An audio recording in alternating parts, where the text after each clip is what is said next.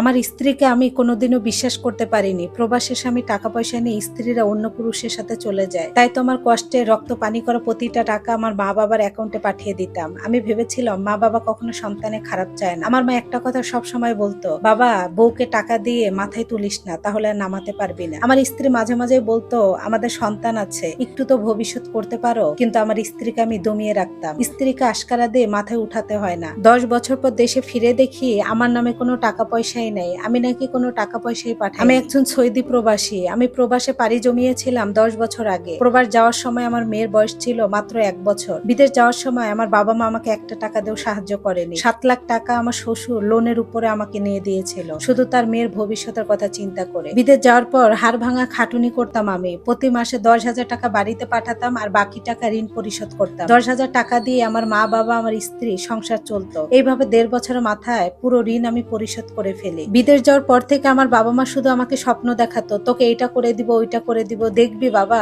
বাবা মা কখনো সন্তানে খারাপ চায় না। এখন বিদেশ গিয়েছিস, আমরা বললে বলবি আমার মা আমার সংসারে অশান্তি লাগাতে চায়। জানিসই তো প্রবাসীর বউরা চলে যায়, তোর বউকে লুকিয়ে চুকিয়ে টাকা পয়সা দিস না। তুইও এখন দেশে নাই, একটা বাচ্চার মা, যদি চলে যায় বউকে টাকা পয়সা দিয়ে মাথায় উঠাইস না। আমার মার এই কথাটা সবসময় আমার মাথায় কাজ করতো। যখন আমার ঋণ দেনাগুলো পরিশোধ হয়ে যায়, প্রতি মাসে যেই টাকাটা আমি বেতন পেতাম পুরোটাই পাঠিয়ে দিতাম। আরো আমি লুকিয়ে চুকিয়ে ডিউটির পরে বাইরে কাজ করতাম। মানুষের বাসা ক্লিন করা, কারো কারেন্টের সমস্যা হলে এভরিথিং, সকল কাজ আমি করতাম। শুধু আমার একটাই টার্গেট ছিল, দেশে কিছু করে একবারে বিদেশ থেকে চলে যাওয়া। এইভাবে 10টা বছর আমার। এই 10 বছর আমি একটা বারও প্রবাস থেকে দেশে ফিরিনি। আমার স্ত্রী মাঝে মাঝেই বলতো, আচ্ছা আব্বার নামে সব টাকা না পাঠিয়ে আমার নামে না, তোমার নিজের নামে কিছু টাকা রেখে দাও না, যেটা কেউ জানবে না। আমাদের একটা বাচ্চা আছে, আমাদের কি আর বাচ্চা হবে না? ভবিষ্যৎ নাই, তুমি এত কষ্ট করতেছো। তখন আমার স্ত্রীকে আমি শক্ত হাতে দমিয়ে রাখতাম। আমার স্ত্রীকে আমি এমন রাগ করতাম, পরবর্তীতে ও কথা বলতে আর সাহস পেত না। আমার স্ত্রীর ঝগড়াটা বেয়াদব মহিলা ছিল, বিষয়টা এরকম না। ও একজন খুব নরম স্বভাবের মানুষ ছিল আমার স্ত্রী রেশমা। আমি বিদেশ যাওয়ার পর থেকে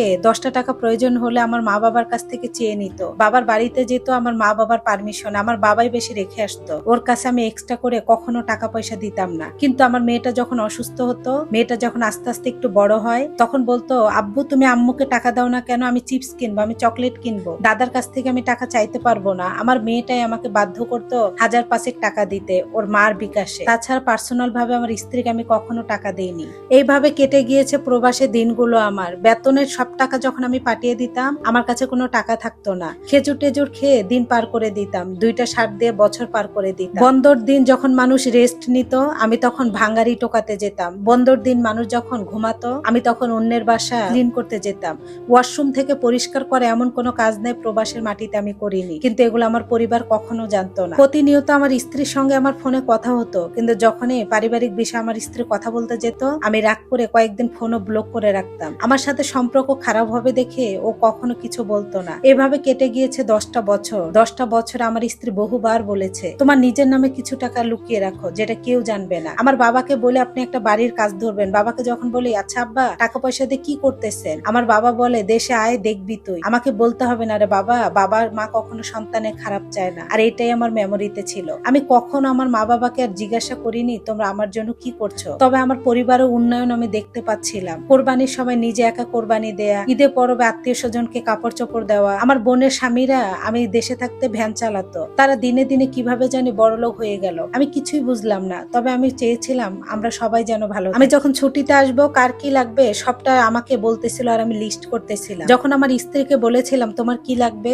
আমার স্ত্রী শুধু বলেছিল আমার কিছুই দরকার নাই, আপনি যে 10 বছর পর আসবেন এটাই আমার সবচাইতে বড় উপহার। আর বাকিটা দেখেছিলাম আমার বোনের গহনা লাগবে। আমার মা বলেছিল আমার ভাগ্নির জন্য আংটি আনতে। আমার মা বোনের মেয়েকে বলেছে আমি বিদেশ থেকে গেলে ওকে একটা গলার চেন দিবে। এক একজনের এক একটা আবদার ছিল। দিন শেষে একটু কষ্ট পেয়েছি। তখনই ভাবতাম শয়তান আমার মনে ধোঁকা দিচ্ছে, আমার পরিবার থেকে আমাকে আলাদা করতে চায়। এগুলো কিছুই না। মা বাবা কি কখনো সন্তানের খারাপ চায়? আর বিদেশ থাকলে এটা তো সবাই বলে। আমিও দেশে ছুটিতে চলে আসি। এয়ারপোর্টে সবাই আমাকে রিসিভ করতে গিয়েছিল, শুধু আমার স্ত্রী ছাড়া। আমার মেয়েটাও গিয়েছিল। আমার স্ত্রীর নাকি গাড়িতে জায়গা হয়নি। একটু বুকের ভিতরে কোথায় যেন চিনচিন করে উঠেছিল। যেই মানুষটাকে সশরীরে দেখার জন্য 10টা বছর আমি অপেক্ষা করতেছি, তাকে রেখে গেছি 10টা বছর, সেই মানুষটাই আসেনি। বাড়িতে যেয়ে দেখি সাধারণ একটা নর্মাল 3 পিস পরে আমার স্ত্রী রান্না বান্না করে গেটের সামনে দাঁড়িয়ে আছে। আমি গাড়ি থেকে নামার সাথে সাথে সবাই আমাকে নেওয়া বাদ দিয়ে লাকি স্নে টানাটানি। সেখানে আমার স্ত্রী আমাকে সালাম করে বলে, আপনি ভালো আছেন তো? ঠিকভাবে আসছেন তো? আমার স্ত্রীর কাছে কেন জানি আমি ডিফারেন্ট কিছু দেখতে পাচ্ছিলাম। আমার স্ত্রীকে একটু আমি বলেই ফেললাম, 2টা মাইক্রো গিয়েছিল আমাকে আনতে, তুমি যাওনি কেন?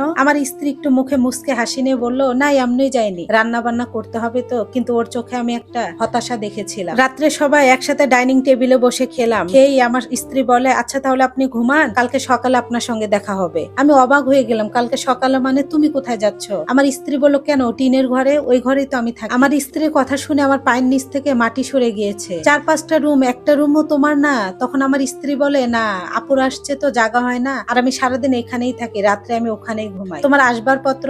আমার মেয়ে তখন বলে, আব্বু দাদিরা আমাদেরকে এখানে থাকতে দেয়নি, আমি আর মা তো টিনের ঘরেই ঘুমাই। কথাটা শুনে বুকের ভিতরে যেন আমার দম আটকিয়ে যাচ্ছিল। কে যেন আস্তে আস্তে ছুরি ঘোরাচ্ছে। যাদের জন্য আমি ঘাড় ভাঙা খাটুনি খেটেছি সেই বিদেশে, তারা নাকি এখনো টিনের ঘরে থাকে। আমার বাবা তখন বলে উঠলো, শাহজালাল এত রাত হয়েছে, কথাবার্তা বাড়াইস না, ঘুমায় পর, কালকে একটা রুমে বাচ্চা নিয়ে ও উঠবনি, ও এখন ওই রুমেই থাক। আমার বাবাকে যেন আমি চিনতে পারছিলাম না। আমার স্ত্রী, আমি এতদিন পরে এসেছি, আমার স্ত্রী সন্তানকে নিয়ে আমি এক জায়গায় ঘুমাবো, অথচ আমার বাবা বলে আমি নাকি চুপ করে থাকবো, কালকে আমার স্ত্রী ঘরে এসে উঠবে। আমার স্ত্রীকে বললাম, দাঁড়াও আমিও তোমাদের সঙ্গে যাব। আমার স্ত্রীর সঙ্গে সারা রাতটা আমি টিনের ঘরে কাটিয়ে ফেললাম। সারা রাত ভাবছিলাম, ঘুম আসতেছিল না আমার, বাড়িতে কি যেন একটা হয়েছে। আমার স্ত্রী কখনো আমাকে কিছু বলেনি কেন? আবার নিজেকে জিজ্ঞাসা করলাম, আমি তো সেই স্পেসটাই দেইনি। আমার মা তো বলেছে স্ত্রীকে নাকি আশকারা দিয়ে মাথায় তুলতে হয় না। পরের দিন সকাল হতে না হতে আমার মা আমাকে যে ডাকতেছে, কার জন্য কি আনছিস লাকিসে দে, ওরা আবার শ্বশুর বাড়িতে চলে যাবে না। আমি তখন ঘুম ভেঙেই মাকে বললাম, আচ্ছা মা আমি দিব,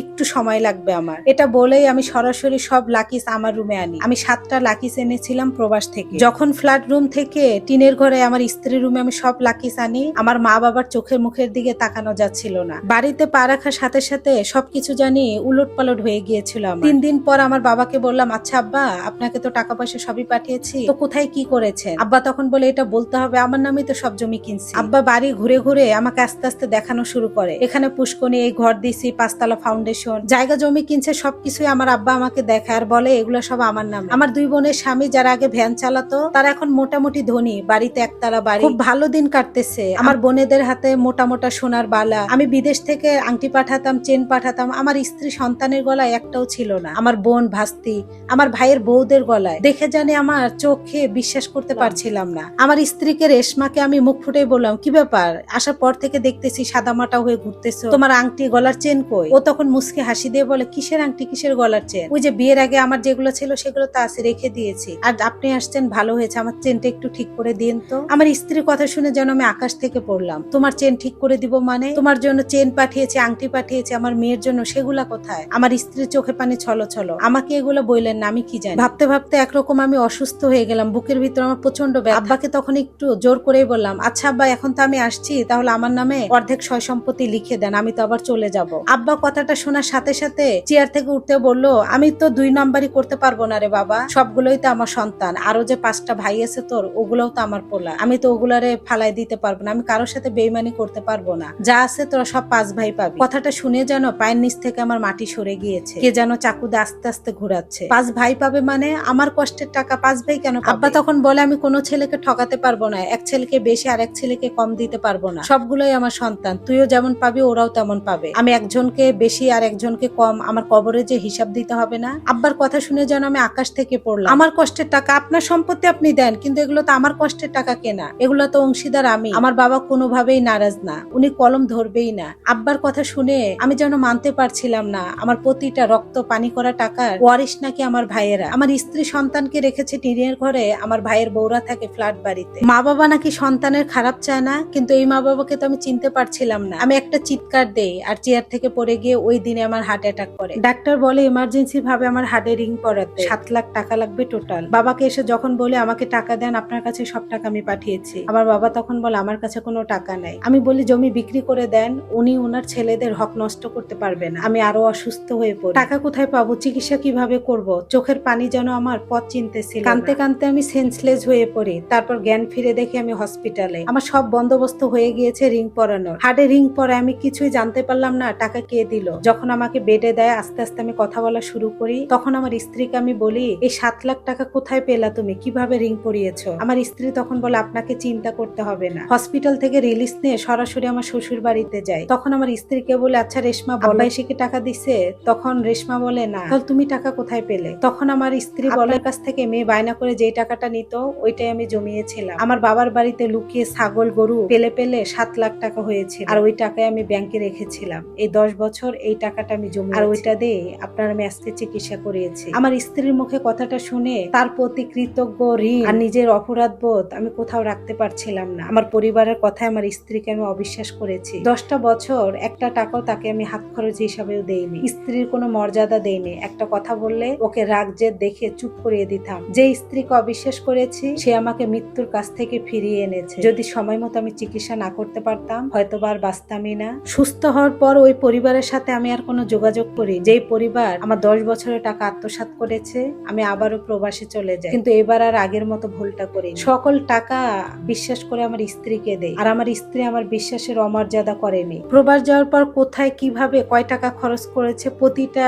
খাতায় আমার স্ত্রী লিখে রাখতো। আমার ডিরেকশনে আমি প্রবাস থেকে শহরে জায়গা কিনে আমি একতলা একটা বাড়ি করি। আমি এখন 3 সন্তানের বাবা। কিছুদিন আগে আমার স্ত্রী সন্তানকে এনেছিলাম, সৌদি আরবে উমরা করে গিয়েছে। মানুষ যাকে ঠকায় আল্লাহ তাকে জিতিয়ে দেয়। আগে যে 10 বছর পরিবারকে বিশ্বাস করে টাকা দিয়েছিলাম, যেই বেতন পেতাম তার চাইতে এখন আমি 2 ডবল বেশি বেতন পাই। আল্লাহ আমাকে 2 হাত ভরে দিয়েছে। মানুষ বলে না বাবা মা কখনো সন্তানের খারাপ চায় না, এটা একদম ভুল কথা। সব বাবা মা সন্তানের ভালো চায় না। কিছু কিছু এমনও বাবা মা আছে এক ছেলের ঘাড়ে টিপি দিয়ে অন্য ছেলেদেরকে প্রতিষ্ঠিত করাতে চায়, যেটা আমার বাবা মা করেছে। আমার স্ত্রী সন্তানকে নিয়ে আমি এখন অনেক ভালো আছি। আমার পরিবারের জন্য দোয়া করি। এটা একটা ভাইয়ের লাইফ স্টোরি ছিল। ধন্যবাদ সবাইকে।